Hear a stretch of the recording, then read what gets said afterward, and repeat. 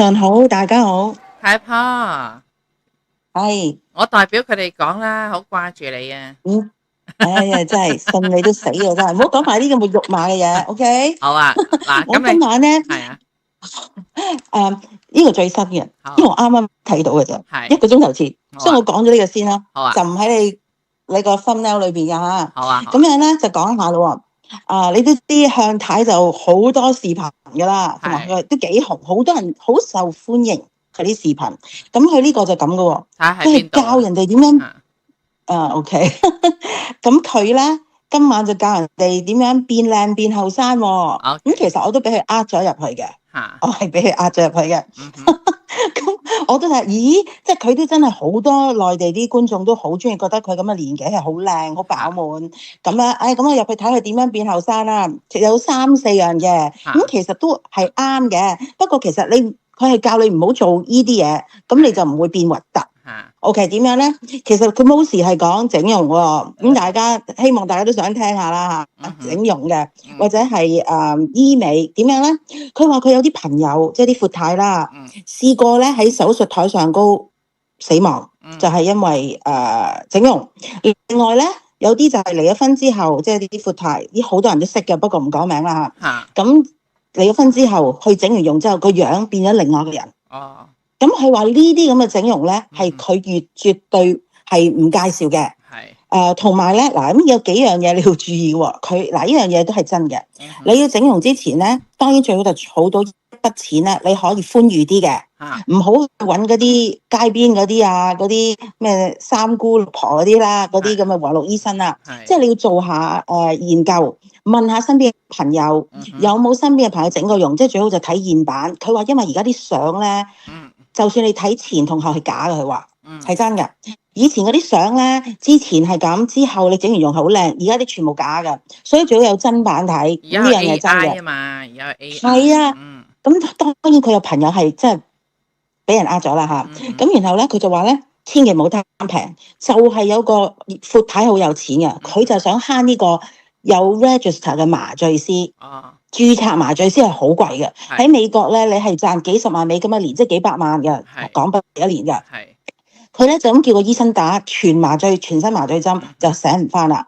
咁嚇，所以咧，千祈唔好慳我呢個麻醉嗰度。嗯咁仲有咧，佢就話，如果你想睇起上嚟係靚咧，千祈唔好做過籠，係真嗰一樣嘢。喂，但係整即係如果容會上你成癮啊，整人會上癮㗎。係上癮嘅，但係你 OK 嘅，佢話上癮。你嗯哼，每一樣整啦，因為佢話有個朋友問佢，喂，你覺得我塊面啊有啲咩地方要整㗎？佢話除咗隻眼之外，所有都要整。咁樣，但係整得 OK 嘛？佢教咗你個朋友咧，千祈如果你成個面都係扁嘅咧，你個鼻你唔好恨要最高啊，唔好要鬼佬啊。總之比你而家高啲，咁人哋唔覺。仲有一個 secret 咧，我都聽咗好耐嘅呢個 secret。你喺每一年每幾年微調一次，哦，你會見到啲明星咧。而家你唔覺佢整咗容，但係佢點解靚咗咁多嘅？但係當你睇翻佢30年前張相，你就知道係整咗容㗎。係人哋就點咧？嗱，呢樣嘢係好流行嘅喺個圈裏邊，係，係有錢人嘅圈或者明星圈，你整啲，微調。你過咗10年或者20年咧，你係好正嘅。其實我唔想講啦，佢係我偶像嚟，我唔想講啦嚇。有2個都我係咁樣，知邊個，我知係邊個，我好口咁才嘅，你知我好口才嗰個係咪啊？嗰個就整得唔好啦。嗰個係你千祈唔好一次性大整，嗰個係次次都大整。嗰個係我同你都中意啊嘛，唔係我係個。另外一啲係一個天后啦，而家仲係天后嚟嘅，好瘦嘅。哦，我另外就知啊，我知我係知我知，係啦，你睇一 before and after 嗰時波面啊，即係你會見到佢，你唔覺得佢係大整過，但係其實你睇翻以前啲相咧就係整過。咁呢個就係我好少咁帶俾大家。其實我唔諗住今晚講呢個㗎，只不過我睇下，咦最新嘅喎，咁我講啦。喂，但係如果做想嚟做娛樂圈，你唔即係有得整，你唔止係靠個樣揾食㗎嘛？點樣微調都會啦，係嘛？你話好似一定要微調咯鐘楚紅嗰啲就夠膽講話自己冇整，係嘛？好似你同我都好中意一個，我自己即係好難得會中意一個，好中意一個 artist 㗎，女 artist 啊，咁佢整得幾犀利啊，係嘛？咁佢好叻嗰個啊嘛，係咪口才好好咁啊？係唔係口才好好嗰個，係做戲好叻嗰個。哦，我知邊個，係啊係整得好犀利，係係，大家自己估下邊個啦嚇。有時都因為我哋中意佢，所以費事講啦。係啦，咁咧呢個就係最新嘅嚇，嚇都唔夠1個鐘頭前彈出嚟㗎，咁我帶俾大家啦。係咁其實仲有向太嘅，不過就講邊個先咧？你揀啦，Star Pan。你講我第二個係講邊個？豬皮啊，豬皮嚇，豬皮？豬邊個皮啊，豬皮啊？舒淇啊，哦，我唔知佢叫豬皮啊，有冇搞錯？我女神嚟㗎，叫做豬皮，係打你啊！真係係，OK。咁我講下舒淇啦嚇，依排佢好紅啦啊，OK。嗱，舒淇咧，我真係好贊成佢呢個講法啊。係嗱，佢點樣咧？佢喺個視頻裏邊佢自己講嘅，佢就話咧，我不喜歡一個不喜歡我的人，即係佢話我唔會中意一個唔中意我嘅人。你點樣睇呢幾個字咧嚇？好多人都話佢好有性格，超正。我係有更加深層嘅去睇嘅，你又點睇先咧？咁第一，如果嗰個人係唔中意你嘅話，你都唔好去嘥呢啲時間啦，係嘛？你只能夠話嗰個人唔夠愛你嘅啫，係嘛？佢唔夠愛你，即係個 difference 個分別就係佢唔夠愛你，你唔會愛佢。但係如果佢完全唔愛你嘅話，你諗都唔使諗，唔會嘥呢啲時間啦。成個森林咁大，點會嘥呢啲時間啫？嗰個係你啫，唔係，我意思係話人間清醒啫。我意思係話你即係我覺得係有個分別喺度咯。你話我唔會中意即係佢講話，我唔會中意一個唔愛我嘅人。又或者我唔會愛一個唔夠愛我嘅人。我會 buy 話，我唔會愛一個我唔夠愛我嘅人啦，係咪？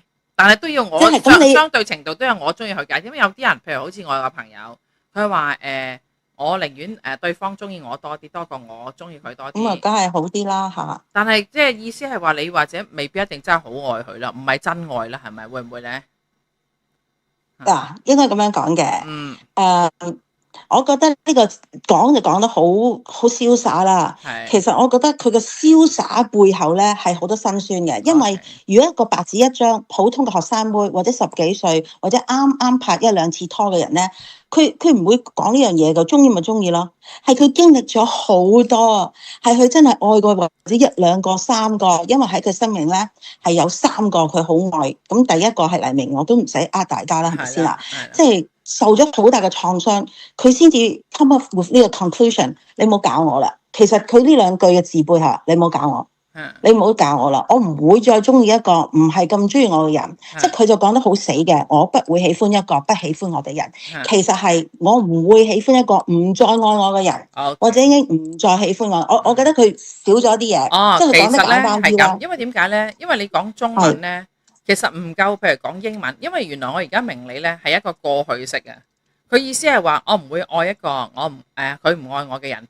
其實呢個咧，你中文嘅文法咧，可能佢咁樣講出嚟嘅，但係如果你用英文就係話我唔會愛一個咧已經唔愛我嘅人，係咪？即係你同佢愛過嘅，只不過佢唔再愛你咧，你都要走噶啦。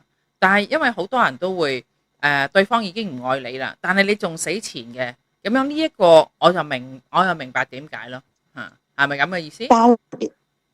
其實呢一句事咧，你去邊個角度睇都冇錯嘅，Star Pan。即係你嘅角度睇啱，因為如果係未來式嘅，我未同佢開始嘅，我知佢唔愛我點解要嘥呢啲時間啊？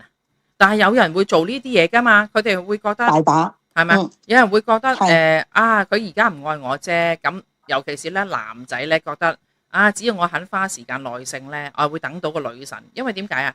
因為現今社會好多兵噶嘛，即係有啲人做兵噶嘛。譬如佢同一個女仔，哇，佢有9個兵嘅，咁啊有啲人個個喺度 stand by 啦，等候啦 stand by mode 啊。咁佢會覺得，遲早咧你當你最傷心嘅時候，等到咧你借個膊頭，你借個男仔借個膊頭俾佢，你就得米啦咁樣。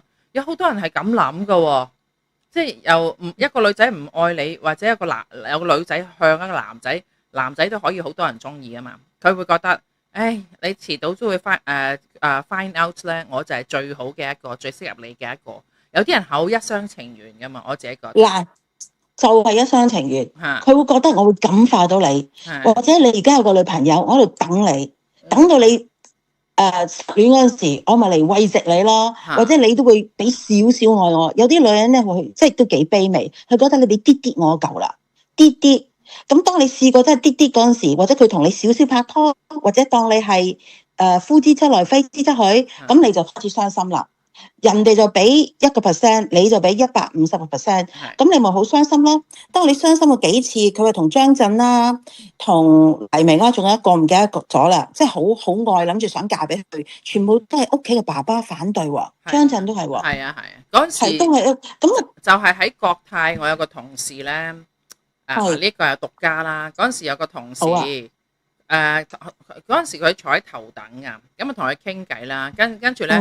好 surprise 啊！即係好驚喜啊！點解佢可以對住一個空姐咧，去講佢啲感情事嘅喎？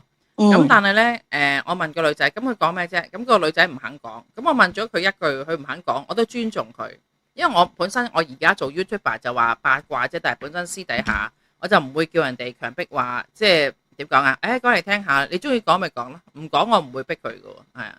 咁我反而尊重佢嘅，因為佢即係睇到呢個女仔嘅 quality 咧，都係幫人哋保守秘密咧，我反而尊重呢啲人嘅嚇，係啦咁樣咯。即係咁即係其實咧，但係佢講咗佢話係啊，佢講佢感情事，但係我 sense 到佢嘅意思，即係話咧，其實佢係曾經滄海唔開心嘅嚇。咁當然啦，我都講過啦，即係全國泰嘅空姐喺我嗰個年代咧，我臨走之前咧，以我所知咧，任何人見到舒淇都好中意佢。我自己喺以前中環有一間 disco 叫做 PP 啊，咁咧我都見過，親自見過佢問我哋借凳咧。我喜歡佢啦，唔可以話好中意嘅嚇，因為佢真係一個好誠懇嘅人嘅，你唔覺得佢係一個脫星嘅，完全冇脫星嗰種味咯咁樣啦我係幾中意佢嘅，我中意佢係20幾年前咁樣慢慢演變出嚟，見到佢真係一件衫咁着翻嚟，去到而家做埋導演，我係好睇得起佢，我欣賞呢個人，我係咁樣。同埋我見到呢句嘢好似好有型咁啊！啲人比較有啲人睇得好普通，就係好型啊咁講，其實唔係，型嘅背後咧係身心受創先講得出呢句説話咯。咁我想同大家研究下啫，就同你傾下。咁其實都差唔多，咁我哋可以 move on 去第二樣嘢啦。講劉華，你想講邊個啊？好啊，你講劉華OK 啦。劉華有個 theory 啦，哇！我 buy 到不得了，即係我幾廿年都係，其實佢冇乜嘢我特別 buy 嘅。嗱，呢樣嘢好 buy，因為我都係咁諗噶。嗱，原來佢喺一個訪問裏邊咧，啲人咧就咁問佢話，我哋覺得你其實係咪真係好少朋友㗎？佢話係唔多。佢話係咪因為你已經去到咁嘅高處不勝寒，所以冇朋友咧？佢話應該係咁講。佢就話其實人哋又問佢你點樣睇朋友咧？我哋想你解釋下，原來佢有個 theory 嘅，叫盲撐。我其實暗地裏都同你傾過關於盲撐朋友呢樣嘢嘅嚇。佢係咁嘅，佢話咧朋友好朋友啦，而家係梗係唔係嗰啲點頭之交啦。佢話咧係咁樣嘅，佢好 buy 呢個盲撐嘅。咁咩叫朋友啊？佢話譬如你見到個朋友打交，你梗係幫佢出頭先啦，幫佢一齊打啦，即係後生嗰陣時咧，而家梗係唔會啦。佢話點知坐低問佢朋友，原來係佢朋友打人先嘅。嗱，呢啲就叫盲撐。咁其實咧，我唔知你點樣睇盲撐，你會唔會盲？嗱，遲啲我會再分析下，你會唔會盲撐你個朋友？好朋友啊？會嘅都因為因為其實都幾難成為我好好嘅朋友噶嘛。我個人好奄尖噶嘛。咁如果我決定得佢係我個好朋友嘅話，即係話佢嘅人嘅質地唔差啦，咁所以我都會覺得幫咗佢先啦，係啦。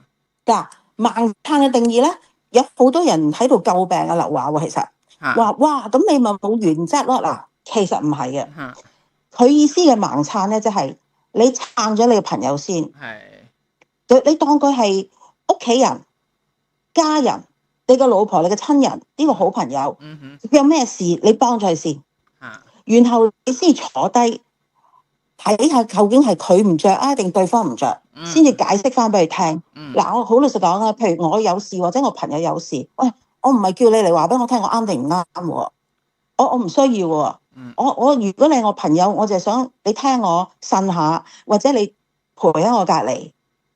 我唔係想聽你審判我。或者遲啲我冷靜咗之後，你同我分析翻件事，或者我去向對方道歉添。我而家唔係講殺人嗰放火啲嘢啊。我覺得最好嘅 example 咧就係近排 Charlie Kirk 啦，佢老豆將佢交俾警察，呢啲就唔係盲撐啦，呢啲就大義滅親啦，即係唔係講到咁 extreme。你梗係如果你知道你朋友犯咗罪嗰啲，你就唔係話我收埋佢喺我屋企啦，唔係呢啲啦，即係講緊普通嗰啲盲撐。你有冇經歷啊？親身盲撐經歷啊？話得太耐，因為我呢幾年成日都自己一個人喺屋企，咁但係我呢幾年新識嗰啲好朋友咧，全部都係佢自己都好好㗎喎，反而咧你問我有冇經歷啊？咁你問啲好尷尬問題喎，即係我有事嘅時候，咁啲朋友會點樣對我咧？你係咪問咗一種即係好似嗰個傷口再結焦啊？結咗焦你再你可以選擇性，我哋唔好講係啦。咁或者我講一講我點樣睇啦，係咪先啊？因為我係有朋友係好有嗰啲原則嗰啲朋友嚟嘅，後生嗰陣時，哇！佢真係黑就黑，白就白，咁但係好好嘅朋友啦。我就話喂，好似你有啲乜嘢我都撐你嘅喎。咁我有啲乜嘢？點解你要審判我咧？我而家唔係喺個法庭度嘛，係咪先啊？我唔係需要個法官嘛，我係一個朋友。你可以即係譬如我會喺一個辯論度，我會真係企出嚟同佢辯論贏咗先，然後先至坐低喺屋企。喂，你頭先唔掂喎，或者你咁樣好似衰咗又講呢啲嘢傷人哋喎。但係我需要你撐啊嘛，我唔係需要你而家同我講黑同白啊嘛。咁我有個朋友後生嗰時咧係咁樣嘅，但係而家咧，我話點解你而家唔同咗以前嘅？真係唔同咗啦，年紀大咗，就知道好朋友喂你撐咗先啦，即係等於你個女，你會唔會撐咗先啦？其實咧，你同佢已經係閨蜜。你講呢一樣嘢咧，我自己會覺得，譬如我以前喺國泰嗰陣啦，我做人上司啦，即係譬如我 day one 做老總嘅，咁呢一樣嘢咧就好，因為我日日都發生啊嘛，我日日都要。譬如話我點樣對我下屬呢？其實我係盲撐我啲下屬㗎。你諗下佢成壺咖啡倒喺個細路女嘅身上呢，我 handle 咗先，但係我一句都唔會話佢嘅。因為點解呢？我覺得喂，其實我哋返工講求 teamwork 㗎嘛。我話咗佢，佢唔開心，咁啲嘢唔通我做咩？係嘛？咁如果我處理到個客嘅話，亦都唔需要佢 small potato，佢唔係特登㗎嘛。你唔係話好多年前兩個即係撞個空姐撞到佢老公同埋另一個空姐上機，原來佢哋有路嘅，佢唔係特登做呢樣嘢，佢係唔覺意。咁啊，我覺得我處理到個客嘅話呢，咁跟住佢自己應該知道唔好意思啊，係咪？如果我撐咗佢，佢唔好意思，我已經做咗佢 take 咗一個好好嘅lesson，即係佢上咗一課啦嚇。我係咁講，即係如果譬如日日咧有好多，其實我以前翻工咧啲下屬咧做好多嘢咧，會有時激嬲咗啲客㗎。呢個盲撐我諗我應用喺我嘅下屬身上多過我自己嘅朋友啦。因為我哋本身啲朋友本身都唔會話立亂出咗錯字啊，所以唔需要我做任何嘢咧。但係下屬方面咧，日日都要處理好多下屬嘅同客人之間嘅 conflict 啊，衝突啊。咁我會點樣都要撐咗嗰個同事先，因為啲客咧坐完一班機，你下次呢世人都唔會見。但係我嘅同事，如果我係咁樣去處理佢，咁我覺得咧都成間公司咧，每人都可能一生人飛一次嘅啫。但係你對於自己嗰個朵咧你自己喺公司嘅品牌出嚟社會做事咧，係一個信心嘅保證啦，我覺得。所以啲人咧，我離開公司咧，其實咧啲人中意我嘅人就好中意，因為佢哋如果勤力又做嘢叻嗰啲咧，一定好尊敬我。如果唔中意我嘅人咧，即係只有兩樣嘅啫，一係佢中意擦鞋唔做嘢，一係就妒忌，兩種啊，冇其他嘅嚇。咁我就想問下你啲聽眾咧，有冇係盲撐過你啲朋友，定係俾朋友你做咗啲咩？俾朋友原則你，即係話你唔啱，指指點點。好啊，佢哋可以繼續留言啦嚇。咁你繼續啊嚇。好啊，咁我自己覺得咧，我 conclusion 係，我覺得先處理咗朋友嘅情緒先啦，然後再處理事情啦。即係我係一直咁做嘅。咦，我又如果我對下屬嘅話，我處理咗事情先，跟住我先處理佢嘅情緒。咁你係 business 啊嘛，我係私人事啊嘛，係唔同嘅。即係如果你公事，梗係處理事情先啦，係咪？但係你朋友譬如係有啲嗌交啊，或者有啲事，你梗係處理。我係一定係情緒先，因為你要睇下嗰件事係咩，我係幫咗我朋友先嘅。一定係按朋友嘥，唔係按對面啲人嘥。因為咧，有啲人就係一係白，一係黑。我覺得呢個世界係有灰嘅。我絕對係會攞埋灰喺裏邊，黑白灰就咁啦。好啊，嗱，我哋可以再講下，講邊個啊？你講星仔、星爺，星爺啊，係啦，你講啊。好啦，講星爺嚇。嗱，咁咧，我想講，因為我睇到條視頻，我覺得好得意㗎。係其實你啲星爺所有嘅女主角都係花瓶嚟㗎啦，係又係啦，啲冇咩戲做㗎啦，即係得個靚㗎啦。咁唯獨是咧，我覺得係特別 stand out 嘅咧，係有兩個。咁一個咧，嗱呢兩個人係唔怕佢㗎嚇。咁一個我睇好多人都會知啊，我都講過就係梅艷芳啦。我睇過呢兩套戲，你知我冇乜睇星爺嘅戲啦，《審死官》同埋《逃學威龍》三之龍嗰幾年啦。你真係我呢三人之中第一個咧，唔係點睇啊星爺嘅戲，即係我慢慢啲無厘頭咁樣啦。咁但係因為梅艷芳啦，嗱，因為有人直情喺大學研究過呢樣嘢嘅，梅艷芳同周星馳，喂，呢個係大學研究 topic 嚟㗎，即係話唯獨是係梅艷芳一個人咧，佢唔使做花瓶，佢仲要做大女主壓住星爺，即係喺審死官裏邊，星爺好矮㗎嘛，同埋梅艷芳要救佢㗎嘛，同埋逃學龍過雞年咧，佢係扮佢死咗個老公，然後佢係有錢婆，總之兩個都係佢係好似小人物咁樣啦。咁另外仲有一個啦，咁我咪叫你估㗎。呢一個咧我唔知㗎，係我近排先見到呢條視頻，咁佢自己講嘅。佢話咧，我就咁講係邊個啦，好唔好啊？佢就係袁秋，爆租婆啊！佢嗰套戲係乜鬼嘢啊？我有冇睇呢套戲啊？功夫啊！我有，因為係我俾咗成班嗰時我香港啊，成班人好中意睇嘅，我有睇呢個。其實功夫係好值得睇嘅，因為佢入邊講功夫嗰個哲學㗎嘛嚇。Anyway，係嗱，咁啊袁秋咁樣講咯喎，佢話好多人都話星爺咧，嗱佢嗰啲師兄師弟啊，全部都同星爺合作過啦。佢已經話：喂，佢哋已經提過我㗎啦。喂，唔係好嘢㗎，好難相處㗎喎。咁樣咧，佢話，但係咧，佢有個辦法喎。嗱，勁啊呢個辦法。嗱，呢個辦法有4個字，叫先發制人。我覺得好笑。嗱，佢話咧，佢去傾完之後就即刻合約啦，咁啊就去上海拍啦。佢點樣做咧？好叻啊，歐元秋。佢話咧，我唔理3721啊。佢話佢同阿星爺咁講喎。佢話阿星爺，嗱，我好耐冇出嚟拍戲㗎啦。雖然你同我啲師兄啊師弟。元華都係佢師弟嚟嘅，合作好似成龍都係佢師弟嚟嘅，咁好勁啦，係咪先啊？佢話，但係咧，我唔鬧得㗎，佢咁講啦，嗰條星，我唔鬧得㗎，咁然後星爺就唔出聲喎，佢話你鬧我啊？我唔知我會做啲乜嘢㗎，發神經咁講，用咩佢搞亂佢當佢個場啦？咁所以咧，佢話成個拍戲咧，星爺好尊重佢，對佢非常之好，係冇鬧過佢嘅。嗱，我覺得有兩樣嘢，一咧佢真係用咗先發制人，二因為星爺係好尊重功夫嗰啲人。嗱，當然佢同洪金寶咧有唔啱啦，咁洪金寶都係好勁噶啦，但係咧可能袁秋係女人啦，咁佢又打功夫啦，咁全部戲行好多都係佢師弟啊，袁乜袁華袁彪嗰啲嚇，咁所以咧佢特別尊重。你覺得呢樣嘢管唔管用啊？星爺度，我知你好熟悉星爺嘅性格嘅，佢呢個先發制人嘅方法有冇用啊？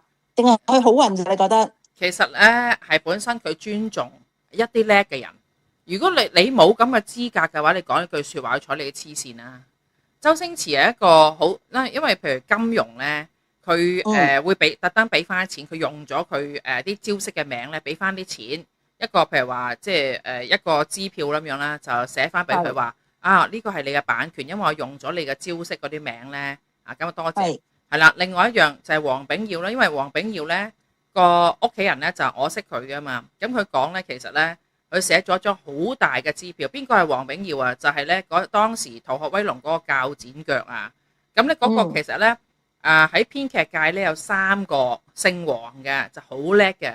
一個王家衛啦，佢以前咧未做導演之前，佢係即係譬如《旺角卡門》，就係佢應該係最後一套嘅編劇嘅。跟住佢鄧光榮揾佢拍咗呢個《阿飛正傳》啦，之後就即係好犀利啦。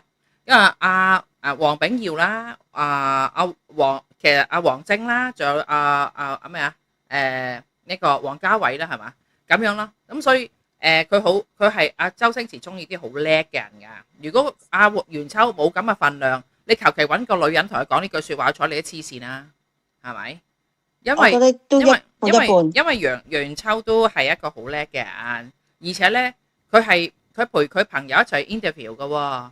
佢個朋友話去即係去見呢一個某一個角色，包租婆呢個角色，但係見到呢一個周星馳當時見到個人擔住口煙咁串呢個女人，叫佢嚟啦，一拍即合啦。所以佢本身咧佢心領神會，佢未必用個口講，但係佢其實好中意袁秋，因為覺得佢夠串啊嘛，即係佢欣賞佢好。你要串得起先得㗎，大佬。即係好似周星馳啲咁天才嘅人，佢唔介意人哋串，但係你要串得起。但係佢同好多都幾叻嘅人都衰咗喎，就算洪金寶咁，人哋都係功夫啦，係咪先 ？Excuse me，嗰啲咧就係你要以時並進，同佢夾唔夾得嚟啦，係咪？如洪金寶可能叻，但係喺某一個年代咯，到佢嗰個年代嘅話，咁因為佢哋可能講拗撬嘅係即係功夫嘅演繹嗰方面嘅拗撬。但係事實上喺功夫呢個電影裏面咧，阿袁秋亦都係做到包租婆好到位喎，佢揾唔到其他人嘅喎。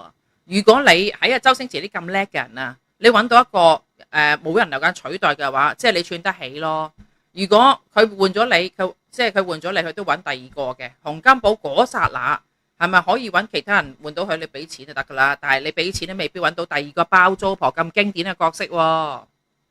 袁秋講呢句説話嗰陣時咧，係佢未話已經做晒呢個角色，即係唔係話 in the middle of 個 shooting 嘅，係佢嘅 beginning 啊。beginning 咪就係因為阿周星馳睇中佢啊嘛，原本係阿袁秋陪佢個 friend 去噶，佢諗住陪朋友啊咋。我知，但係你就咁睇中佢，你都唔會受呢個氣啊。我覺得袁秋講呢個下馬威咧，加埋佢一個獨特嘅形象，加埋佢咁講，同埋佢其實咧係啊，巨蟹座係一個好感性啊。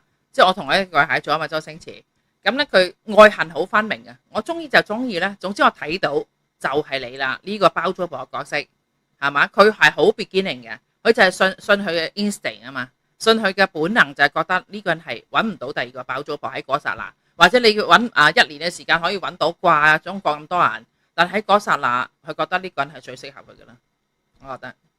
我覺得如果佢唔 buy 佢講嗰句嘢咧，觸動到佢咧，佢換角都係咁嘅，以佢啲性格，咪就係咯。只不過咧，佢啱啱喺嗰個 moment，佢講呢句説話，我覺得佢亦都講得好有道理。佢亦都幾廿年冇喺呢個戲行上，所以話你唔好鬧我啊！我覺得係佢呢句説話係一半一半。唔係呢句説話，而係呢個人。你試下揾第二個人講呢句説話，係啦，係啦。第二個人講呢句説話就唔 make sense 㗎啦，係佢去講呢句説話，加埋佢咁多嘅 background，佢又真係識功夫咧。你喺邊度揾一個女人真係識功夫啊？我睇少咯。唔係女人識功夫，咪中國揾個女人識功夫有幾難啫？但係有咁好笑啊嘛！你要係啦，你要個樣似嗰啲咁黑人憎嘅包租婆嘛。咪就係咯，佢有嗰種喜感啊嘛。即係佢有咗一種喜感，因為啱啊周星馳嘅。周星馳佢心目中嘅女人就要醜，係咪？你個包租婆特登又整起晒頭髮，原來阿袁秋姐好靚嘅大佬，袁秋姐係靚女嚟㗎，人哋要邊個文雪兒個家姐嚟㗎。文雪兒就靚啲，袁秋 OK 啦，袁秋 OK，文雪兒靚佢本身真人唔係好似佢個包租婆嗰啲咁嘅樣㗎啦嚇，係啦。其實佢真人都好似包租婆咁啊，個性格咁係個性格。嗱，咁我哋講完袁秋啦，咁啊 move 去第二個啦。講又係講向太喎，講唔講定係唔講啊？講向太。嗱，阿向太咧，佢就咁樣講嘅，講到自己非常之幸福，好晒嘅嚇喺呢條視頻裏邊。佢話咧，我將我幸福一生嘅秘密同大家分享下啦，毫無保留。嗱，咁我又係覺得好好奇咁啊，click 入去睇下啦。喂，冇可能做得到所有嘅嘢。咁你係 judge 咯，大家 judge 下究竟你哋做到幾多樣喎？根本就差唔多。你如果做到向太講嘅咁多樣嘢咧，你係一個神人嚟㗎啦。OK？嗱，咁佢咁樣講咯喎，佢咧初佢就話佢自己嗰陣時有闊少追啦，又俾好多屋佢媽啦，俾好多錢佢啦，咁佢屋企嘅好中意啦。然後佢話：如果你一段婚姻幸福嘅咧，第一樣嘢係愛情。嗱，呢樣嘢我都覺得啱嘅。但係咧，佢就話佢對向山咧係一眼鍾情喎。點樣咧？佢話咧，佢見過咁多男人，但係咧都冇乜令到佢係哇個人震嘅，真係。但係佢一見到向山咧，佢直情有怦然心動嘅感覺。好笑。平然心動啊！你試過未啊？沙灘冇冇沒有，我聽嘅即係有平然心動嘅感覺嗱。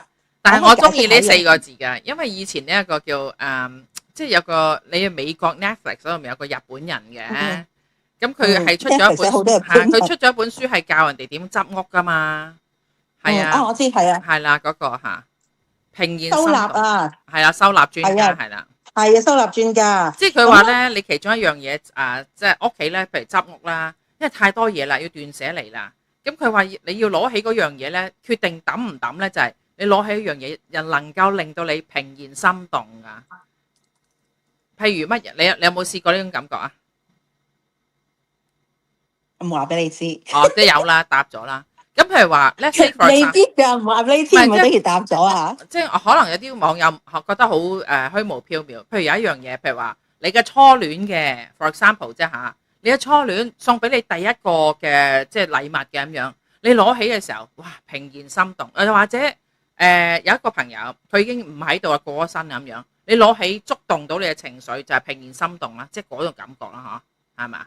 我睇你係未試過平然心動嘅嚇嗱，我嘅理嚇我嘅理解咧，向太講咧，應該係咁，嚇，係你第一眼即係叫一眼傾情啊！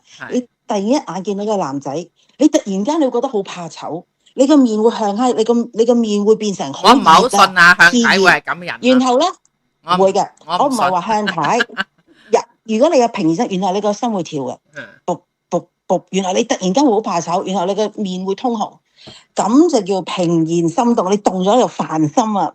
咁呢啲嘢咧，大家有冇試過啊？係邊個試過舉手啊？卜卜卜卜呢度，佢話佢見到向山之後咧 that's it 啦，佢就諗住跟呢個男人，同埋有愛情咧，你就願意付出嗱。其實我覺得喺呢段婚姻早期咧，係全部嘅付出㗎。佢就話中意佢，所以可以包容所有嘢。咁包容咩咧？我睇包容丁培啦，佢講咗少少啦，同埋阿向山，即係佢奶奶啦，佢都對奶奶好好啦。即係佢仲有咁多兄弟咧，日日都有好多兄弟拜會佢，佢仲要令到去到台灣咧，係招呼到佢啲生意伙伴咧，揼揼掂。咁有時仲要揾埋小姐招呼啦，或者係咪先啊？咁仲有啦，佢就話咧。嗱，呢樣嘢我好 agree 嘅，佢就話咧，你嗌交嗰陣時咧，千祈忍口，千祈唔好惡言相向。你覺得係咪啱啊？因為其實相嗌就嗱，梗係就係啦。你試過同人哋嗌交未啊？梗係試過啦。咁即係咧，即係尤其是後生啦，即係喂你一言同我一語，你有咁叻，我都有咁高咁大，我做乜要就你啊？咁係咯，但係佢唔係喎，佢講到係佢去就向山嘅喎，佢點樣就啊？佢話咧，當佢唱歌啊，嗱呢個係佢有好多人都話，哇呢個真係好智慧，佢當對方唱歌，因為點解咧？真係啊，我睇向山咧都幾麻煩易飲嘅，佢講好多關於向山，一直喺度咁樣鬧，喺度咁鬧，佢唔出聲，佢就係唔出聲，佢就喺度忍咗佢。佢話佢忍唔係因為佢驚佢喎，你知唔知佢講得好好啊？佢忍到向山啊，佢珍惜呢段感情啊，唔想破壞佢啊。本來咧我好憎要忍男人嘅嗰啲嘢噶嘛，但我聽到佢咁樣係啱嘅，因為你珍惜嗰個人，所以你俾佢發脾氣，你俾佢冇道理，你等佢發安嚟，因為你珍惜，你唔想破壞。咁啊仲有呢樣嘢咧，我都同你講過嘅，女人咧佢話要好似水一樣。嗱，點解咧？呢個就女人似水嘅 theory 咧，我喺好多書都睇過。將你倒落一個杯咧，你就係一個杯；將你倒入一個碗，你就係一個碗。嘅意思即係點樣咧？即係你任何場合，係啦，游刃有餘。哇！你直情可以揮灑自如，運籌帷幄。喺乜嘢地方你就係乜嘢人。嗱，呢樣嘢好勁啊！哇！我覺得佢講咗呢幾樣嘢，佢就係以上嘅所有嘢都做得到。仲有啊！嗱，呢樣嘢好重要啊！你講係容易，淡化彼此嘅缺點。你講係容易咯。如果你日日都喺我面前嘰哩咕嚕，我要忍你嘅，我好難淡化你嘅缺點，然後放大你嘅優點。講係容易，你做過淡化你另外一半嘅缺點，然後放大佢嘅優點未啊？放大佢優點都試過㗎，但係淡化佢嘅缺點咧都係嘅，因為我你唔知道啦。其實我本身咧，如果我真係拍拖嘅時候咧，應該係好包容嘅，因為巨蟹座咧就係、啊，我梗係唔知，唔係，因為巨蟹座就係咧，我寧願我原諒佢，但係咧佢倒翻轉頭佢未必原諒我，因為可能咁好啊！我缺點比佢更加多啦，你明唔明啊？所以佢啲好 small，即係好 small issue 嘅。阿三 friend 拍拖時，原來另外人嚟個，好好喎，原來。唔係，所以咪咁冇性格，咪寧願唔拍拖咯。咁冇性格，我自己都唔中意。即係你話你自己拍緊拖時，你係非常之冇性格。係啊。OK，咁其實阿向太咧，佢做咗以上呢幾樣嘢，佢都好冇性格嘅喎。但係佢就話咧，如果你可以做得到咧，佢就話我幸福一生嘅秘密就係同我哋分享咗呢啲嘢啦。即係如果你做得到，嗱，我覺得佢後生嗰時就忍嘅，但係而家老咗咧，佢就享受佢啲成果啦。佢呢20年都係享受嗰陣成果，根本佢老公冇咗佢就唔得。你喺邊度揾翻另外一個咁嘅人啊？唔得啊！如果令到另外一半有咁嘅感覺，冇咗你唔得咧，你就贏咗啦。其實你任何一樣嘢都係㗎啦，你將自己整到獨一無二嘅，你唔係咁容易揾到另一個咁樣，其實你先可以贏㗎嘛。即係所以隨波逐流咧，我覺得隨波逐流咧係比較保險嘅，但係咧你唔能夠即係做到獨一無二咯，係咪？即係隨時可能有人取代到你咯。隨波逐流就我自己覺得啦，係嘛？咁唔係個個都可以做到，我都話你做到你係神人咯。所以向太咪而家咁幸福咯。同埋佢後生亦都係好靚，以佢而家嘅年紀咧，佢都係好靚，keep 得好好，就係咁啦。咁另外最後啦，仲講唔講啊？定係你講你嗰個？講下柏芝啊，講下柏芝啊，因為我寫咗啊嘛，我寫咗喺個 thumbnail。但係啊，嗱，咁我想講一講咧。嗱，柏芝咧就喺呢個視頻度咁樣講啦，佢奉勸新一代想入行嘅人啊，其實佢話咧，你冇以為你睇我好，我睇你好，佢話咧其實係好難嘅，喺呢個娛樂圈好殘酷啊，佢叫而家新一代嗰啲人，你唔好以為係咁容易，你真係要諗得好清好楚，你有冇咁嘅能耐去入呢個殘酷嘅娛樂圈？即係佢略解釋咧，佢就話。你喺呢個娛樂圈有100個，可能都唔好半個可以彈出嚟。咁你唔會1-2年你就走噶嘛？你見到好多都係10年、8年、10幾年，咁你個青春就消耗咗喺呢度，然後你乜都得唔到。可能連婚姻你都錯過咗，因為你想搏一搏。係咪啊？你婚姻男同女都係，咁佢咧就有一個哲學嘅。佢除咗勸大家，咁我哋有好多人話：喂，張柏芝好勁喎！佢係呢幾十年裏邊，佢點樣可以 survive 高同低咧？原來佢有一套方法嘅，佢有一個哲學。嗱，我好 agree 啊！呢個又係。佢話：我聽唔到，我睇唔到；我聽唔到，我睇唔到；我聽唔到，我睇唔到。啱唔啱？你覺得？非常啱啊！因為咧，當你嗱，其實咧，張柏芝一個天才嘅演員啊。咁咧，通常呢啲人咧，佢好 emotional 㗎，即係咧，你只能夠咧係睇唔到、聽唔到咧，你先至唔會觸動到你嘅情緒，唔會俾人影響㗎。因為一個咁即係載滿情緒嘅人，先至可以做到好演員㗎嘛。但係如果俾你見到一啲嘢，哇，真係好少嘢可能已經觸動，因為你要一個好感情豐富嘅人先至做到好演員啦。咁但係你點可以話睇到啲嘢、聽到啲嘢，你當若無其事咧？所以咧，嗰啲即係佢好多年嘅粉絲咧，跟咗佢好多年啊，細細個跟到而家做阿媽噶啦，係啦，咁啊，即係幸運啦，係啦，咁當然咧，我都覺得佢即係佢嘅團隊都係好幫得佢手嘅，係啦，呢一個係嗱，其實呢個聽唔到睇唔到咧，唔係淨係柏芝用，你見到嗰啲明星啦，嗱，劉華啦，你見到啲劉青雲啦，劉青雲冇乜緋聞嘅，古天樂係有緋聞嘅嚇，即係個個如果可以屹立到而家。我哋而家見親電影嗰啲都係我哋由細到大睇嗰啲咧，佢哋都係用咗呢個方法。我聽唔到，我睇唔到。但係裏邊仲包含啲咩嘢咧？其實我哋做人喺我哋嘅職場，喺我哋嘅圈子裏邊都可以用呢個而變成人生嘅贏家。點樣啊？聽唔到睇唔到，唔係叫你乜都唔聽乜都唔睇，而係你要間接性咁 filter 過濾咗啲嘢。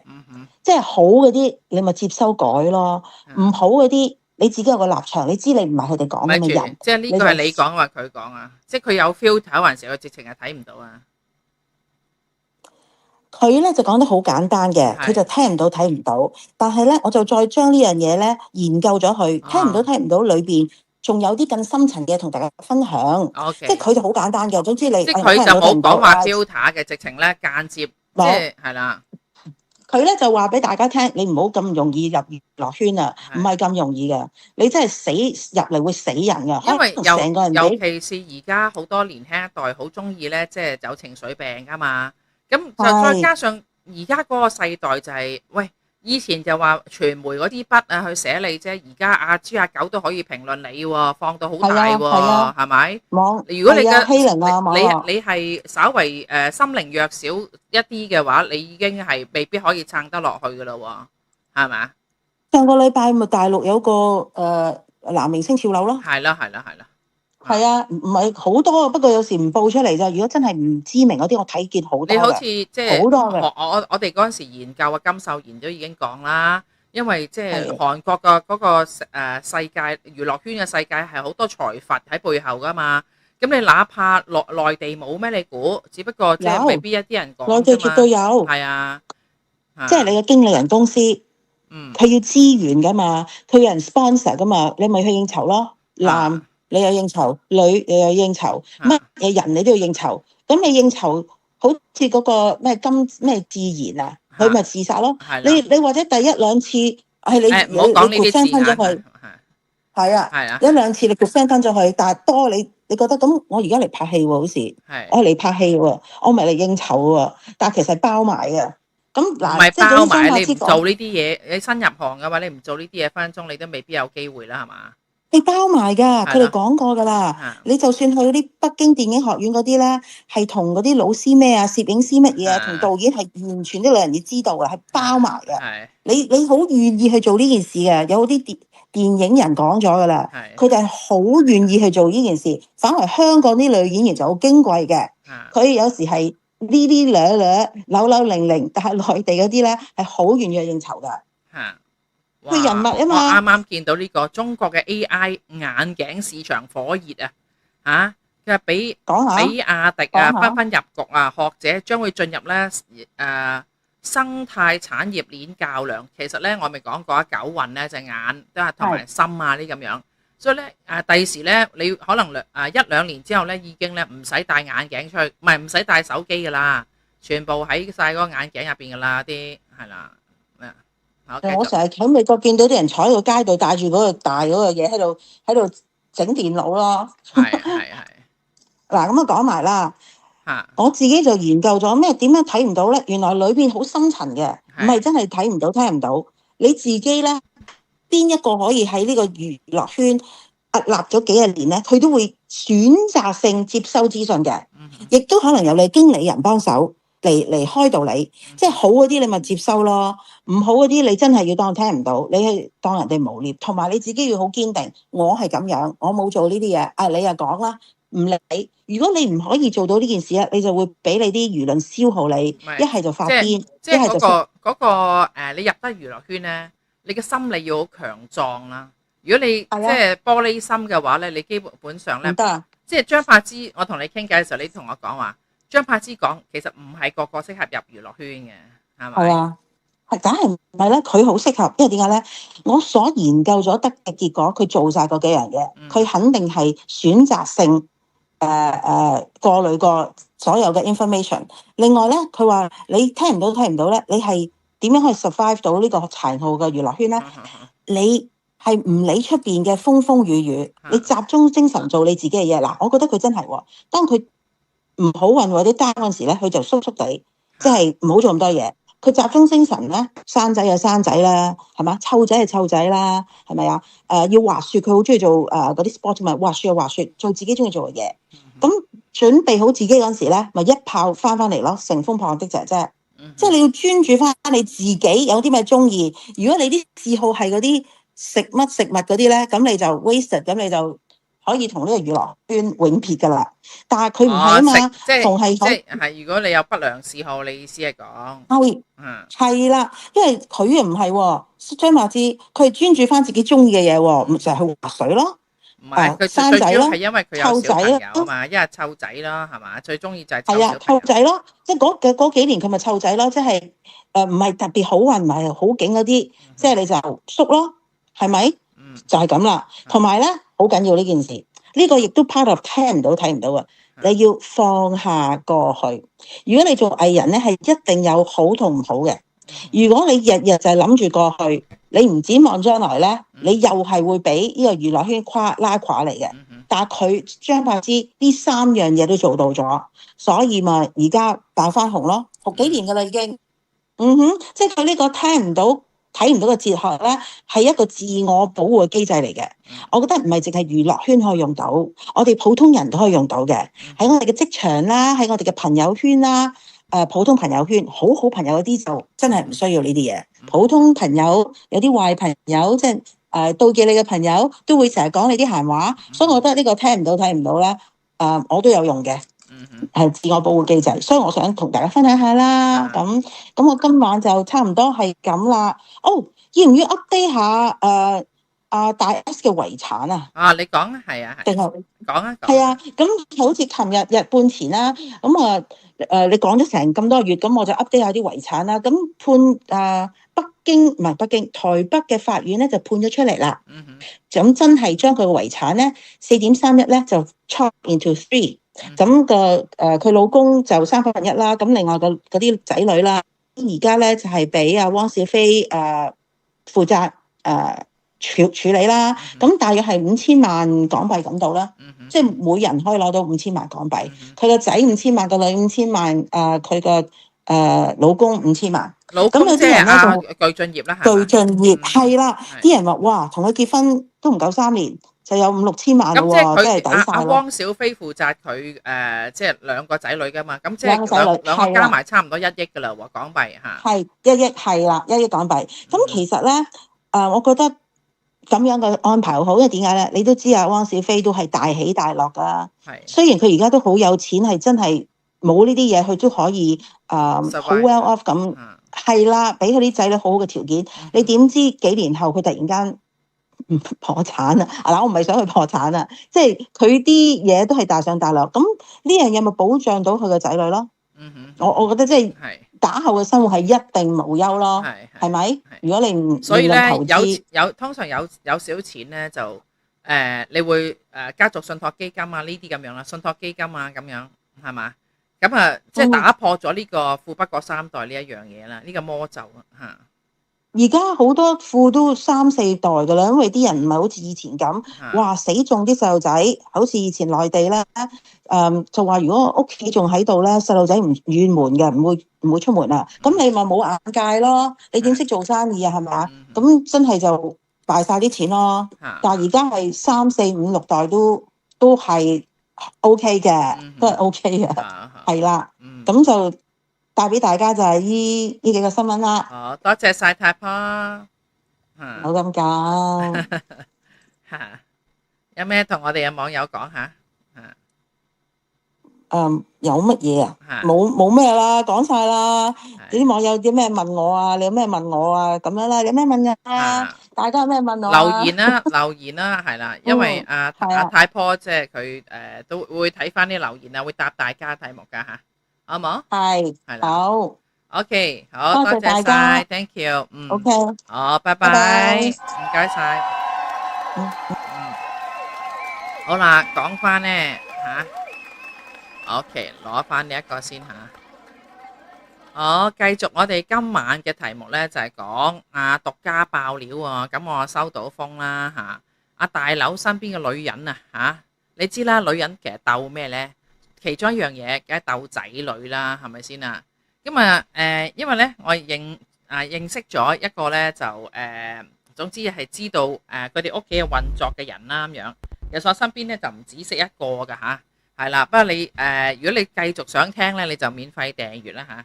好啦，咁我講翻先啊。首先咧就係講揾翻資料出嚟先，喂，係啦呢一個，嗱係啦，嗱，因為咧豪門之中咧，佢哋咧其實唔即係當年咧係呂麗君啦，就同阿大劉生啦，跟住後期咧就有呢個邊個金比嘅，咁好啦，又講翻啦，咁佢生第一個女嘅時候啦，然後去到咧第二個生嘅時候，咁佢係要請陪月啦喎，咁你估下其實咧即係豪門啊，啲女人啊，佢哋揀陪月，梗係要有翻咁上下要求。我相信咧觀眾之中咧，亦都係有人可能做陪月嘅喎。咁啊名媛啦以及咧豪門嘅家庭嚟講咧，挑選陪月啊，其實係非常之嚴謹㗎。嗰個過程啊，佢係亦都要揾第啲公司。一般咧，嗱我聽我另一啲嘅名媛啊，佢哋揀陪月咧，好多時咧就係叫個陪月就去佢哋屋企嗰度，然後咧就即係睇下佢同佢傾偈嘅 interview 啊。通常咧就係 referral 噶，一個介紹一個噶。即係如果你朋友用過嘅，咁佢介紹俾另一個名媛啦。咁啊，呢個我用過，介紹俾你啦咁樣。因為普通一般人咧就係你陪月唔會陪好耐嘅啫嘛嚇。多謝阿 Rain 吹嚇，係啦。咁咧你陪月唔會陪好耐嘅。咁啊通常咧個小朋友到咁上下嘅時候咧，有咁嘅即係陪完咧就會拜拜咁樣嚇。咁但係咧好啦嗱，咁啊講埋先啊。通常啲阿太咧，即係即係好似佢哋阿大樓個級數咧，有巨富嗰啲咁樣啦。陪月啊，通常咧可能要求咧對方會唔會係註冊護士啊咁樣，或者有幫助啊，有啲牌照咧，即係有啲執照嘅話咧，就有幫助呢啲咁嘅專業知識啊，譬如話處理個臍帶發炎啊，或者對個產婦產後咧大量出血啊。初步嘅診斷啊咁樣，又或者觀察下啲小朋友啱出世咧，有冇啲黃疸啊呢啲咁樣。仲有喎，如果有啲即係個媽咪啊，佢係餵人奶嘅家庭咧，會唔會有呢啲腺炎啊，或者乳頭破損啊、追奶啊呢啲？哇！啲好複雜嘅哺乳嘅問題啦。好啦，咁仲有要識埋營養㗎喎。譬如話。點樣湊細路仔嗰種心理嘅問題啦，譬如話，喂佢喊嘅，一喊你係咪即刻抱起佢啦？都好緊要啊！仲有咧，佢哋豪門啊或者名媛咧，佢哋喜歡梗係有經驗噶啦，係嘛？唔係請新噶啦，呢一個唔使講啦。仲有一樣嘢就譬如話，你識唔識管人啊？因為咧，通常豪門咧，佢哋屋企咧就唔係話淨係得一個工人噶，你要即係同其他佢屋企裏面嘅工人咧。係溝通到，佢都會睇埋噶喎。但係另一樣嘢，當然係講你有冇嗰個即係口密唔密啊？係咪？係啦，好啦，咁跟住咧就，因為咧其中一位嗱，我陣間先話俾你聽係邊位啦，你可以估下噶喎。咁佢哋咧即係鬥小朋友噶嘛嚇，初頭咧就生咗第一個女嘅時候，咁咧仲未出現呢一個金比㗎嚇，應該嚇。咁之後咧即係再有其他小朋友啦，咁同大家講下啦，喺呢啲豪門嘅家庭裏面嗱，仲有年資亦都緊要噶嚇，同埋仲有精通咧中西合璧嘅產後料理噶。你如果陪月嘅話，你要識得咧坐月嘅時候各種嘅湯水啦、燉品啦、炒米茶啦、薑醋呢啲嘅製作咧，全部都要識嘅。仲有睇下根據翻嗰個產婦咧，佢體質啦，究竟寒底定係熱底㗎？復原嘅進度，佢係順產抑或開刀㗎？個傷口嘅愈合情況啊，我相信咧，可能有人咧係會即係都有上過陪月嘅。究竟咧，你哋即係喺上堂嘅時候有冇同你即係佢哋有冇講過呢啲啊？係啊，其實陪月而家咧都幾流行㗎喎。係啦，咁同埋咧都可以幾高人工下噶。我聽講好似都係萬零2萬蚊。如果不過講真啦，你都即係睇你好冇彩，因為個僱主如果佢係好奄尖麻煩嘅話咧，就弊家伙噶啦。仲有譬如產後修復咧，除咗基本嘅煲湯水煲薑水去沖涼係啦。咁我 friend 咧就講佢嘅 friend 係啲名媛啦咁樣，佢哋咧有啲人講咧大肚婆咧應該。即係好耐先沖一次涼噶，唔係日日沖噶。咁但係咧，佢哋咧，如果你做陪月嘅話咧，你可能要識得煲薑水去幫即係工人姐姐幫嗰個孕婦，即係產後嘅孕婦咧，去用個薑水煲咗之後咧就抹身啊，然之後咧就去沖涼噶。仲要咧識得點樣產後紮肚啦，盆骨修復啦，子宮按摩啦，哇，全部都係啲技能啊，係咪？咁講到咧，以前我國泰啲同事啦佢生完咧，佢哋就會去啲印尼嗰啲嘅，即係譬如佢去美容鋪，係香港高檔嗰啲咁樣嘅。咁咧，譬如佢有一種方法咧，就係咧印尼喎，佢有一種嘅嗰啲植物啦咁樣，就煲咗水，然後飲落去嗰條腰帶度，咁咧跟住咧幫你結紮喎，咁樣嚟收肚嘅喎。啊，唔知你哋有冇聽過？但係咧，好似話好 work 嘅喎，即係佢飲晒啲藥水咧，跟住即係喺嗰個肚嗰度咯，好犀利啊呢個！咁啊，呢個仲有咧，你睇埋你嘅性格啦，譬如話你喂，如果你口疏嘅，梗係唔得啦，一個大交叉添啦。同埋咧，佢哋咧，如果你去豪門啊，或者名媛啊家庭嗰度咧打工啊做陪月咧，原來係要簽好嚴謹嘅保密協議書㗎。不過咧即係嗰個陪月咧，佢因為而家已經冇做啦咁樣，咁但係咧又間接咁樣話俾我聽一啲嘢啦。嗱，好啦。通常咧個協議裡面咧係包括啲咩咧？嗱，佢嚴禁啊，任何包括咧匿名啊，透露僱主家庭任何嘅資訊啊，包括咗咧屋企有咩人啦，有啲咩生活習慣啦，個屋企喺邊度啦，有啲咩嘅人探佢啦。如果違約嘅話咧，要即係都法律嘅即係嘅補償嘅即係索償嘅可以向你。仲有咧，佢哋會對咧候選人之中咧進行咧查家宅嘅。包括咗去睇下你哋個 Facebook 任何中意咧分享生活或者標籤客戶候選人咧都會排除嘅，唔會揀嘅嚇。佢哋係需要一個絕對隱形嘅存在，即係如果你中意，好中意分享生活嗰啲咧，佢即係私底下揾人 check 你咧就拜拜㗎啦嚇。好啦，仲要咧就極高嘅EQ 啦，譬如話產後咧屋企嘅家庭氣氛可能因為即係生完之後咧。你會個荷爾蒙改變啦，女性嚟講譬如話即係睡眠又唔係咁好啦，咁湊 B B 有壓力啦。雖然咧就有機會請幾個工人嘅，又或者即係都可以請得起呢一陪月啦咁樣。頂級嘅陪月員咧必須要喺家庭之中定海神針㗎喎，因為咧你要有好安定嘅情緒同埋識得睇人眉頭眼額啦，但係你亦都要保持一個適當嘅距離㗎喎，係嘛？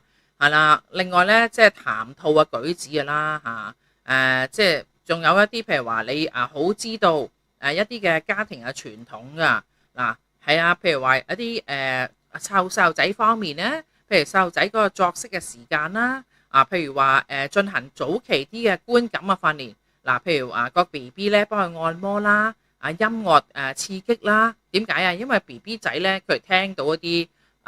即係莫扎特呢音樂咧，好多外國人佢哋會俾啲 B B 咧喺個肚裏面陀住咧，已經係講緊聽緊嗰啲莫扎特嘅音樂噶啦。因為咧佢嗰啲發出嘅頻率咧，就係一啲嘅我哋叫 alpha 或者 alpha beta 呢啲。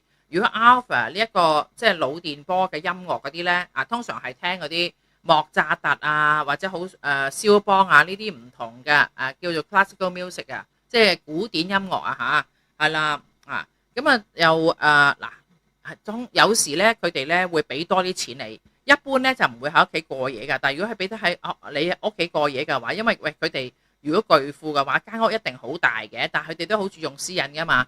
咁寧願咧覺得你好咧，俾24小時你。好啦，咁你話語言方面咧都冇話特別嘅要求，一定要識英文嘅，因為你最主要係湊 B B 啫。咁你唔會教個 B B 英文㗎嘛，係咪？但係咧講嘢好啦，我而家話俾你聽啦喎。其中一個咧，因為咧就咁嘅，其中大劉咧，其中一個女朋友啦，就喺開估啦佢其中一個女朋友，咁佢係揀呢個陪月啦。咁一般太頭先我講過，一般太咧就會叫個陪月嚟我屋企啦。點解咧？一般太就會話。我梗係要 referral 啦，梗係我要朋友用過，跟住佢用得好嘅介紹俾我啦。通常係咁但係點解呢一個大劉嘅女人佢咧就即係冇叫嗰個人，佢自己親自咧就去嗰個陪月嗰間公司嗰度揀人嘅。點解咧？咁我就我同我 friend 講啦，原來咧就係因為咁，因為佢佢係全香港都知佢係邊個嘛，人都識佢嘛。咁變咗咧，如果你話嗰個人嚟嘅，但係如果唔係咁啱，咁你咪知道晒佢住喺邊度啲秘密咧，咁樣就唔係咁好啦。所以咧，佢自己就親自咧去嗰間陪月嘅公司嗰度咧就 interview 噶。咁當時咧，佢你估下嗱呢位即係唔係阿金比啦嚇，後期先至阿金比啫嚇。咁啊講呂麗君喎，其實咧我仲有好多其他嘢咧係關於佢嘅，因為我喺佢身邊咧，佢幫佢做過嘢嘅人咧，我唔止識一個㗎嚇。好啦，你哋未訂閱嘅話，你就免費訂閱啦，因為陸續咧都會有好多唔同呢啲咁樣嘅豪門秘密同大家分享下。好啦，咁啊你覺得咧阿呂麗君第一樣嘢最要求嘅陪月嗱，以我另一個朋友咧就係都有幫佢做嘢啦，即係都覺得佢個人好奄尖嘅嚇。咁啊，但係咧佢海外啲朋友咧我都識嘅係啦，所以咧係啦。咁啊講咗呢一樣嘢先啦，你覺得佢想揾陪月係邊個啊？口碑好啊，陪月員嚇，好啊 ，OK。咁啊講翻先啦，嗱，我唔知佢係咪因為佢嘅朋友都唔多啦，因為佢以前咧未出事，即係未話蝕錢啊，啲地產問大佬借錢啲錢啦，幾年前啦係咪？咁咧佢未蝕錢之前咧，佢身邊嘅朋友咧就係李嘉誠嘅新抱㗎嚇，係啦，嗰陣時佢但係李嘉誠嘅新抱亦都未必介紹啫，係嘛？未必介紹個陪月俾佢，咁佢唯有咧就自己。即係落去一間公司度揾啦，咁咧呢一個陪月員咧係啦，咁都係阿太嚟嘅喎，係嘛？係啦，咁但係咧佢一定要個情緒穩定啦。但係有一樣嘢好特別嘅，你知唔知道佢點樣憑咩嘅即係揀咧？嗱，你放心啊，如果係女小姐睇緊呢條片嘅話咧，你又唔好怪嗰個陪月員啊嚇，佢冇講你特別嘢嚇，反而咧佢覺得咧。原來阿呂麗君咧，佢咧就唔係個個都對得咁差或者咁奄尖嘅喎，可能嗰個人真係我相信嗰個陪月員啊，即係嗰個陪月嘅嗰個陪月員喺佢屋企咧，原先咧諗住做幾個月邊個嚟嘅呢個？OK 嚇，阿 Joyce 啊嚇，OK 希望你訂閱我頻道啦嚇咁咧佢點樣揀咧？佢揀一聽到一樣嘢，佢就揀把聲要好聽嘅，咁啱得咁巧咧，嗰揀嗰個咧。就係本身係唱大戲嘅，把聲係好嬌嗲啊，好好聽㗎喎。咁啊，點解會揀佢咧？原來咧呢一個即係陪月員咧，就亦都係本身自己係阿太嚟嘅。呢啲係緣分啦嚇，因為咧佢見到佢落去揀啦。咁嗰個陪月員嗰個背景係點咧？佢本身自己係阿太嚟嘅。咁咁啱得咁巧咧，佢個女咧就即係佢諗住，個女遲啲都要。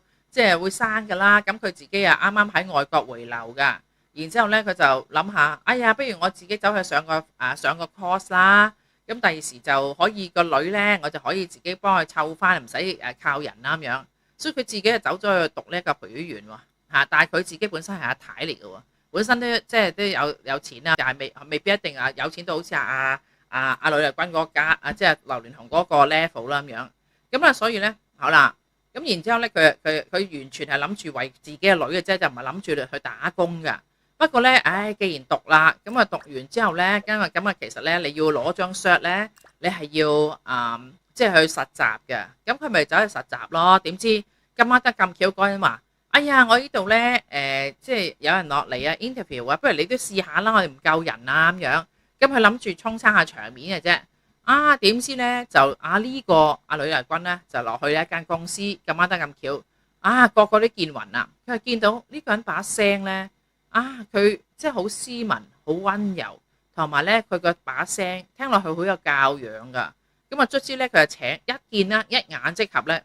我唔知即係唔係形容佢咩平然心動啦，但係事實上咧，即係佢都係一個好高要求嘅人嚟噶嘛。即係我識得另一個即係幫佢做嘢嘅阿呂麗君。咁知佢個人都厭之麻煩嘅都，但係咧佢竟然咧一下就好中意呢個女人喎，呢個阿太喎，好啦就叫咗佢啦。咁初頭佢都唔肯嘅，但係咧佢真係高薪咧，肯即係留人啊嚇。咁好啦，請咗佢啦，諗住咧，是但啦咁樣，都要實習嘅。如果唔係第時即係你就咁讀嗰啲理論嘅話，唔知嘅喎咁樣。咁原來咧但係好投契嘅。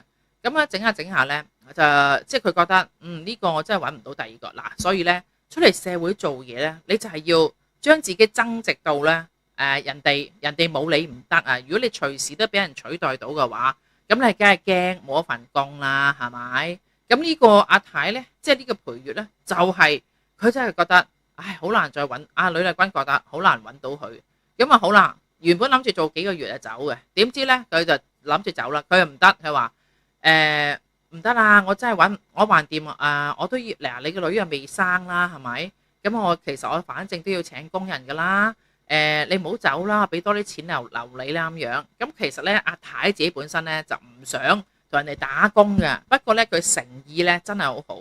點解咧？原來多年嚟咧，佢真係湊到佢個即係點講啊？好長好長嘅時間先至即係都打咗好長時間嘅工㗎。咁而咁大段時間咧，原來咧佢哋點樣相處咧？阿呂麗君咧當咗呢個即係呢個阿太咧屋企人一樣，從來都冇當佢係即係工人啊或者打工嘅喎。呢個又即係震懾我三觀喎嚇。我估唔到咧，由一個即係佢幫佢打工嘅人咧，覺得阿呂小姐原來咧佢都可以對人好嘅喎。咁啊好多時我哋淨係聽阿大佬話佢衰啦咁樣，我覺得咧應該係咁講啦。阿呂麗君咧，佢即係有啲人可能係高分低能㗎，可能佢投資嗰方面有少少運氣啦，或者有貪啦，所以我自己覺得咧就係性格製造命運啦嚇。佢知道呢個人幫到佢，如果你對佢唔好嘅話，咁佢幫你照顧個仔噶嘛。咁最主要呢，首先就係呢個陪月員佢本身個 quality 個質地係好先，咁你能夠贏到你身邊嘅人嘅尊重嚇，佢唔係當即係佢唔係當打工，哎呀是但啦，做完就算啦咁樣，而係佢原先去讀呢個陪月員啊嗰個心態呢，就係諗住照顧自己嘅女嘅孫嘅外孫嘅係咪個女？會生噶嘛？佢咁跟住係啦，邊個講啊？Amy 媽佢係話係緣分，呢個都真係緣分啊！嚇，咁你話即係佢自己父母呂麗君自己父母，咁我又知㗎喎，係啦，咁有機會再講俾大家聽下啦嚇，係啦，呢一個睇下先，仲有咩嚇？嗱點解佢會講啊？佢點解咁注重佢把聲咧？嗱，呂麗君咧好注重啊，首要條件咧就係揀陪月員咧，揀佢把聲。佢話粗魯嗰啲唔得，一定要斯文同埋温柔嘅。即係佢第一個咧個 criteria，即係個要求咧就係要嗰個人一定係要温柔斯文去照顧啲仔女嘅嚇。咁你哋都如果你係陪月員嘅話，你哋都培養自己嘅感愛，講嘢太粗魯。譬如你見到我咧，我有時講嘢都好粗魯，但係我以前返我嗰份工。我當然係好温柔啦！你見到我以前好初期嘅，未做全職 YouTuber，未講到把聲爛晒嘅時候呢。咁我以前呢，你睇翻我以前啲片Ladies and gentlemen， 即係我可以好斯文嘅。但係呢，我而家日子耐咗，我真係一日講咁多個鐘頭啊，係咪先？咁把聲好緊要啊！點解呢？其實把聲即係新生 BB 呢，其實原來你知唔知道啊？個子宮係有記憶嘅。媽媽嘅子宮裏面咧，個 BB 咧並非係處於一個完全安靜嘅環境嘅喎，佢會持續咧會聽到媽媽嘅心跳啦，譬如血流聲啦，經過嗰個肚嘅傳遞啦，相對咧低沉同埋温和嘅聲音。喺出生之後咧，個媽咪温柔嘅聲咧，對 BB 係最熟悉嘅，最能夠咧令到佢安靜嘅。係嗱，因為點解啊？阿呂麗君都係一個學霸嚟噶嘛。係嘛？你唔好理佢即係投資到即係另外一啲性格嘅特質啦咁樣。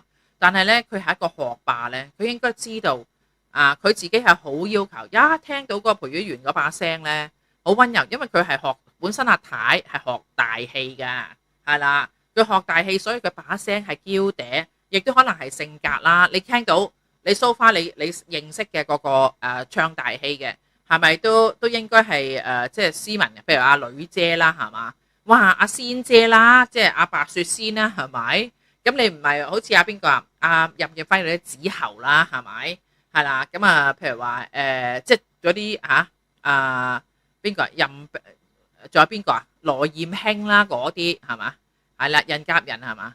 係啊，所以咧佢BB 穩定嘅神經系統如果你把聲咧係温柔嘅話咧，咁唔會嚇親係 BB 啦佢嘅最基本嘅要求，所以大家如果你去讀陪月員講真，而家咧好多人失業啊，咁咧就你都可以離開你個行業咧，可以考慮下考呢個陪月嘅喎雖然咧而家個出生率咧就唔係咁高噶，但係咧講真，如果你有信心咧你自己即係讀多個 course 啫嘛，咩再培訓有呢啲咁嘅嘢噶嘛，咁你咪自己可以係啦，哇成個鐘頭啦已經。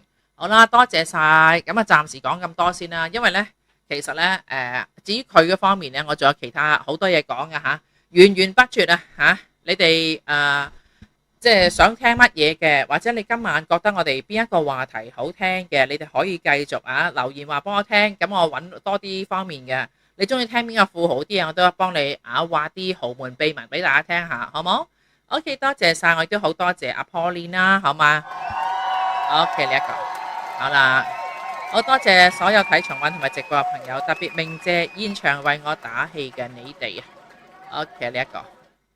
好啦，邊個咧？好多謝晒Irene Chu、石關、阿志、呂琪啦、AA、Billion Man、Michelle Stotoro、Jackie、Mandy Yap、謝艷輝、Alice 區、WW16、哈哈、Ella、心葉、美馬、KR、KN、Amy 馬潘、空空、阿表、殷玉玲就Milling Lam 好 Midi。BB7 Beyond Jong Gloria Mac 葉曉琪Ewan Fong 美 FH No Shinny 阿表 Amanda Tong Ocean Silly Salad Baby MMY MC Chan Shelly Pasal Apple 醬謝 Lulu 韋葉玲就 W Ching Chan 士氣傾傾葉玲啦 Crystal Lee 冤清揚，好多謝晒，我哋再傾啦吓。